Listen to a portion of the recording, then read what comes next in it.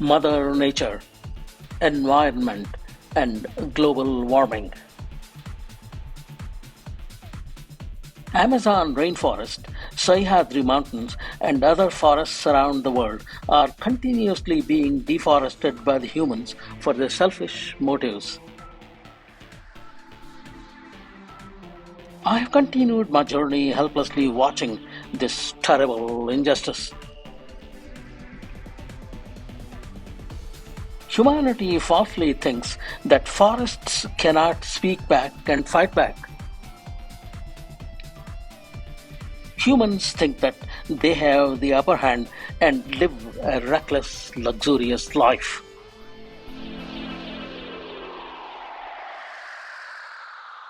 The delicate balance between Mother Nature and humanity has been upended, and the result is disrupted ecosystem.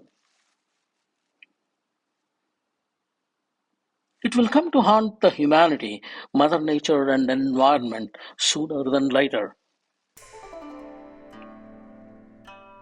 Humans continue to burn fossil fuels, which release heat, trapping carbon dioxide and methane into the atmosphere.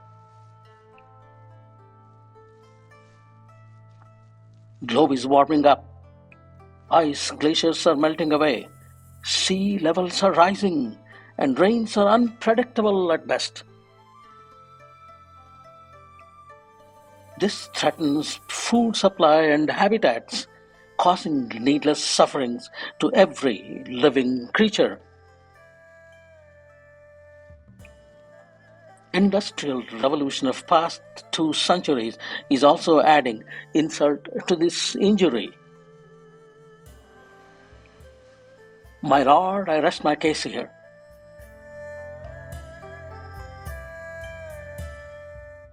ನಿಸರ್ಗ ಮತ್ತು ವಾತಾವರಣ. Amazon ಅರಣ್ಯ, ಸಹ್ಯಾದ್ರಿಯ ಮಡಿಲು ಮತ್ತು ಜಗತ್ತಿನ ಇತರ ಅಡವಿಗಳನ್ನು ಮಾನವ ಇಂದು ಬರಿದು ಮಾಡುತ್ತಲೇ ನಡೆದಿರುವನು. ಈ ಹಿಂಸೆ ನೋಡುತ್ತಲೇ ಇಡೀ ಬದುಕುನ ಬುದ್ಧಿಜೀವಿ ನಡೆದಿರುವನು ಅಸಹಾಯಕನಾಗಿ. ನಿಸರ್ಗವನ್ನು ಉದಾಸೀನ ಮಾಡಿ ನಾನು ಸಾಧಿಸಿದ್ದೇನೆ ಎಂಬ ಬಿಗು ಮಾನದ ಐಷಾರಾಮಿ ಜೀವನ ನಡೆಸಿದ ಈ ಮನುಕುಲ ನೀರಿನ ಕೊರತೆಗೆ ತನ್ನ ಕ್ರೂರ ಕೃತ್ಯವೇ ಕಾರಣವೆಂಬುದನ್ನು ಮರೆತಂತಿದೆ.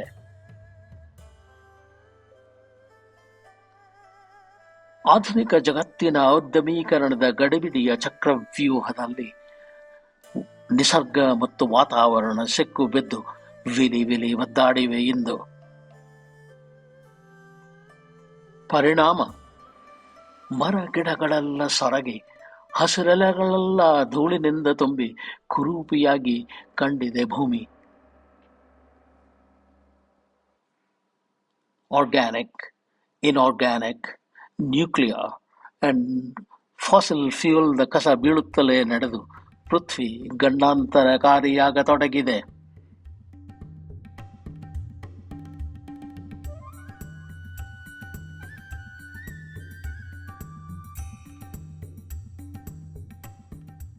ಆಮ್ಲ ಮಳೆ, ಭೂಮಿಯ ಶಾಖ, ಓಝೋನ್ ಪದರುಗಳು ಅದುರುತ್ತಿವೆ. ನಮ್ಮೆಲ್ಲರ ಆಯುಷ್ಯ ಆರೋಗ್ಯಕ್ಕೆ ಯಾವ ಆತಂಕ ಕಾದಿದೆಯೋ, ಎಷ್ಟು ಕಾದಿದೆಯೋ, ಯಾವಾಗ ಕಾದಿದೆಯೋ ಯಾರಿಗೆ ಗೊತ್ತು.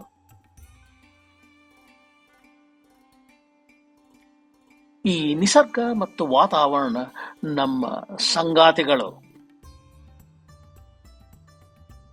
ಪೃಥ್ವಿಯ ಮೇಲೆ ವನ ಮಹೋತ್ಸವ ಆಚರಿಸಿ ಹಸಿರಿನ ಕ್ರಾಂತಿ ನಮ್ಮ ಕರ್ತವ್ಯವೆಂದು ತಿಳಿದು ಭಾಗವಹಿಸೋಣ ನಾವೆಲ್ಲ ಮನುಕುಲ. ಆದುದರಿಂದ ನಾವೆಲ್ಲ ವಾತಾವರಣ ಮತ್ತು ನಿಸರ್ಗವನ್ನು ಸ್ವಚ್ಛವಾಗಿಡಲೇಬೇಕು. ನಮಗಾಗಿ, ನಮ್ಮ ಮಕ್ಕಳಿಗಾಗಿ, ಮೊಮ್ಮಕ್ಕಳಿಗಾಗಿ ಮತ್ತು ಮುಂದಿನ ಪೀಳಿಗೆಗಾಗಿ.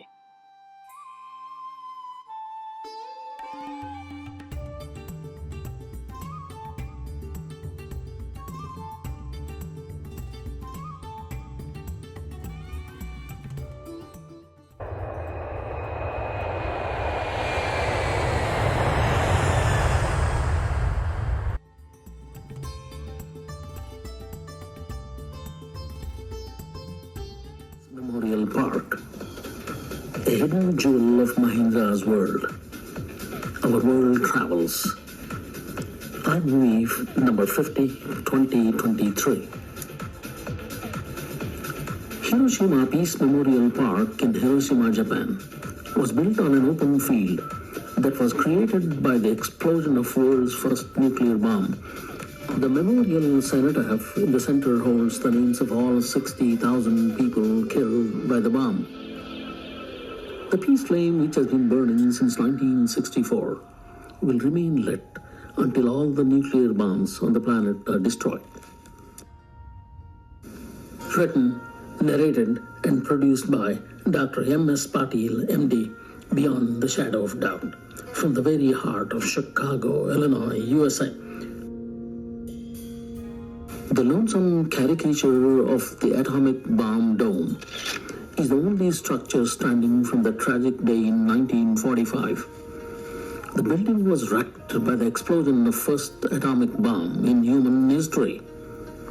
Today it is a World Cultural Heritage Site. Nuclear weapons are the most destructive weapons. I just wonder if the father of atomic bomb himself knew what the devil he was creating and how it may change the course of the humankind forever.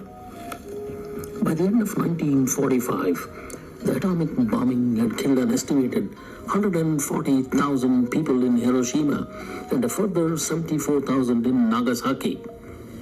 In years that followed, many of the survivors would face leukemia, cancer, birth defects, so on and so forth. In Hiroshima, 90% of the physicians and nurses were killed or injured. In Hiroshima and Nagasaki, most victims died without any care to ease their suffering. People close to the blast site could experience injury or death, moderate to severe burns, blindness and/or acute radiation syndrome, or could get sick from contaminated food and water sources. Today it's a top open secret that the world's 9 nuclear-armed states possess a staggering combined total of about 12,500 to 13,000 nuclear warheads. The growing arms race is raising the threat of nuclear warfare.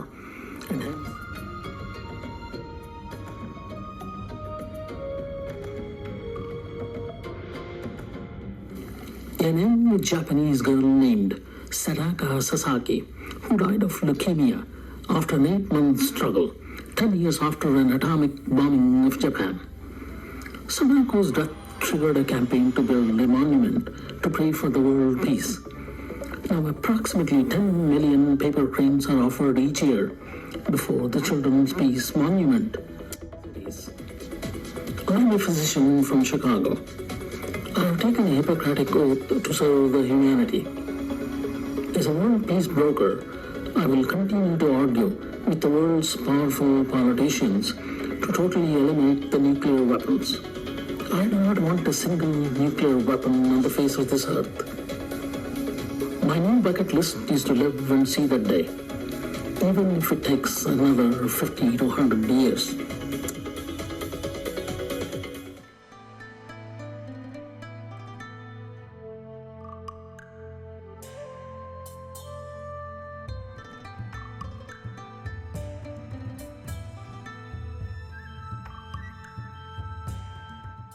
ವಿಶ್ವದ ಶಾಶ್ವತ ಶಾಂತಿ.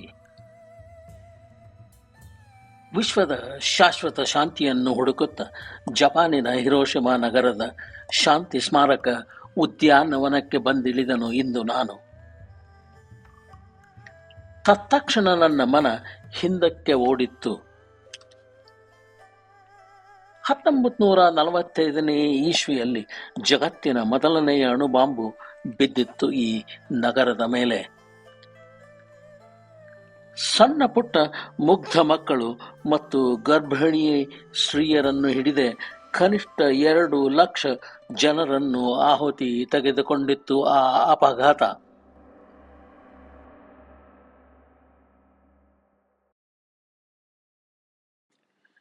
ಇದರ ಘೋರ ಪರಿಣಾಮದಿಂದ leukaemia, cancer, ಗಂಡಾಂತರಕಾರಿ ತೀವ್ರ ಸುಟ್ಟ ಗಾಯಗಳು ಮತ್ತು ಸೋಂಕುಗಳು ಇತ್ಯಾದಿ ಅನೇಕ ಭೀಕರ ರೋಗಗಳಿಗೆ ಅವರೆಲ್ಲ ತುತ್ತಾಗಿದ್ದರು ಅಂದು.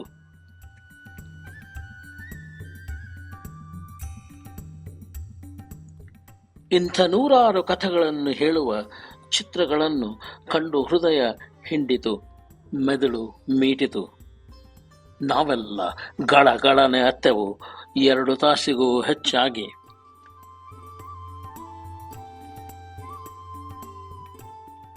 ಇಂದು ಭೂಮಿಯ ಮೇಲೆ ಅದಕ್ಕಿಂತ ಸಾವಿರಾರು ಪಟ್ಟು ಶಕ್ತಿಯುತವಾದ ಅಣು ಅಸ್ತ್ರಗಳಿವೆ. ಕನಿಷ್ಠ 12,000ದಿಂದ 13,000.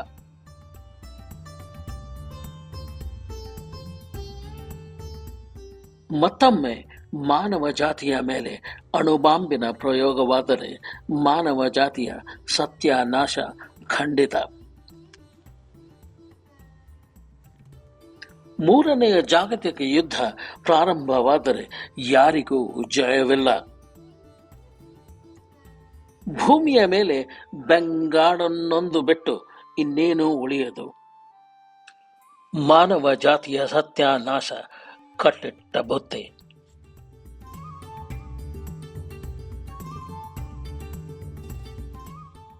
CBRNE ಕೆಮಿಕಲ್ಸ್ ರಸಾಯನ, ಬಯಾಲಜಿಕಲ್ ಜೈವಿಕ, ರೇಡಿಯೋಲಾಜಿಕಲ್ ವಿಕಿರಣಶಾಸ್ತ್ರ, ನ್ಯೂಕ್ಲಿಯರ್ ಪರಮಾಣು ಮತ್ತು ಎಕ್ಸ್ಪ್ಲೋಸಿವ್ ಸ್ಫೋಟಕ ಶಸ್ತ್ರಾಸ್ತ್ರಗಳು ಮಾನವೀಯ ಸಂಸ್ಕೃತಿಗೆ ತೀರ ಗಂಡಾಂತರಕಾರಿ.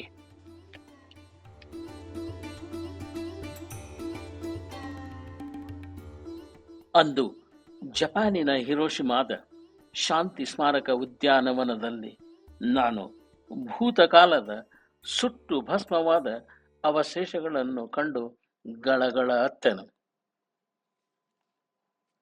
ನನಗೆ ಸ್ಮಶಾನ ವೈರಾಗ್ಯ ಹಿಡಿದಿತ್ತು.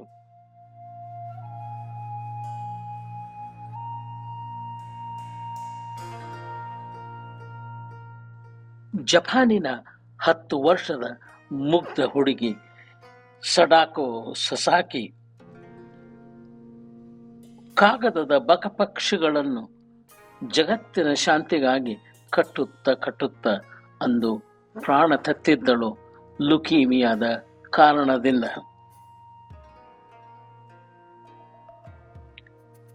ನಾನು ಎಚ್ಚೆತ್ತು ಅಲ್ಲಿಂದ ಎದ್ದು ವಿಶ್ವಕ್ಕೆ ಶಾಶ್ವತ ಶಾಂತಿ ಬರಲೆಂದೇ ಹಾರೈಸುತ್ತ ಶಾಂತಿಯ ಘಂಟೆಯನ್ನು ಬಾರಿಸಿದನು. 1 ಅಲ್ಲ 2 ಅಲ್ಲ 10 ಬಾರಿ.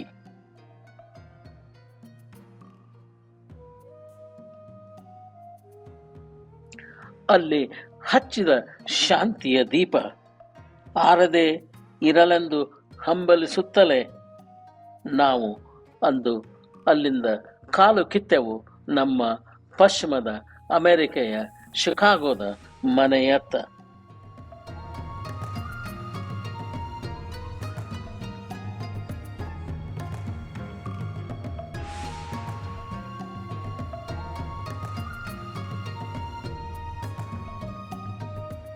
प्रकृति माँ, पर्यावरण और global warming. Amazon rain forest, Sahyadri पर्वत और दुनिया भर के अन्य जंगलों को लगातार इंसानों द्वारा उनके स्वार्थी उद्देश्यों के लिए उजाड़ा जा रहा है. मैंने इस भयानक अन्याय को जिंदगी भर बेबस होकर देखा है. मानवता गलत फहमी में है कि जंगल न तो जवाब दे सकते हैं और न ही लड़ सकते हैं. इंसान यह सोचते हैं कि उनके पास सत्ता है और वे लापरवाह और विलासी जीवन जीते हैं.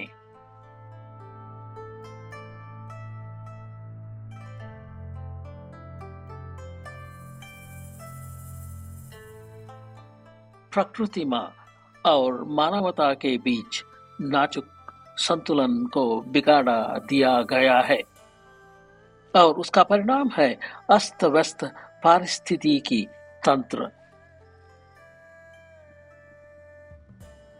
यह जल्द ही मानवता, मां प्रकृति और पर्यावरण को परेशान करेगा।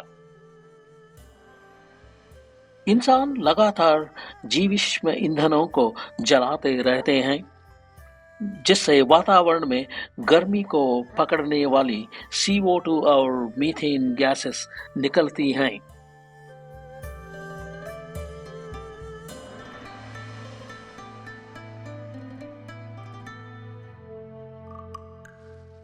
भूमंडल गर्म हो रहा है, बर्फीली ग्लेशियर पिघल रहे हैं, समुद्र का स्तर बढ़ रहा है और बारिश अनिश्चित हो गई है।